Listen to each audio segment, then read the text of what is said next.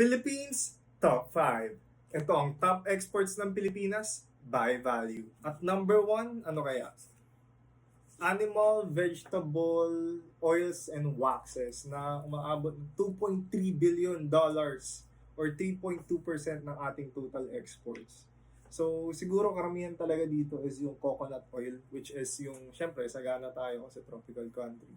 And medyo expected naman na siya. At number 4 ay ore, slags, and ash. So, ayun, alam naman natin na sagana tayo sa likas na yaman. So, ayun, ang daming mining corporations dito sa Pilipinas na ayop. At number 3, optical, technical, and medical apparatus. Okay, so ito, nag-start na siyang maging absurd and nakakagulat.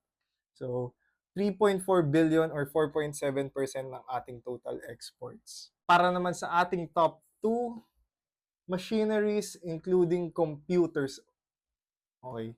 Umaabot ng $7.1 billion or 9.8% ng ating total exports. And lastly, ang ating top exports by value ay electronics. So, 50% siya ng ating total exports. So, bulk ng ating exports ay electrical machinery equipments na umaabot ng $36.7 billion.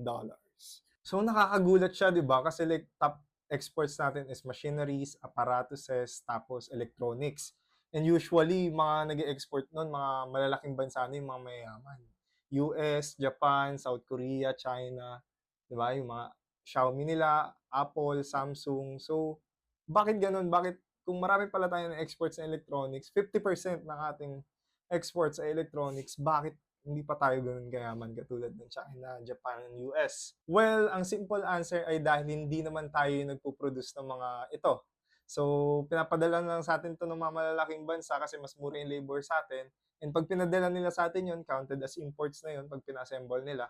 Then, pag binalik natin sa kanila, counted as exports na rin yun. So, wala, ayun lang. Yan na 1 minuto. Kita-kits sa susunod na kwento.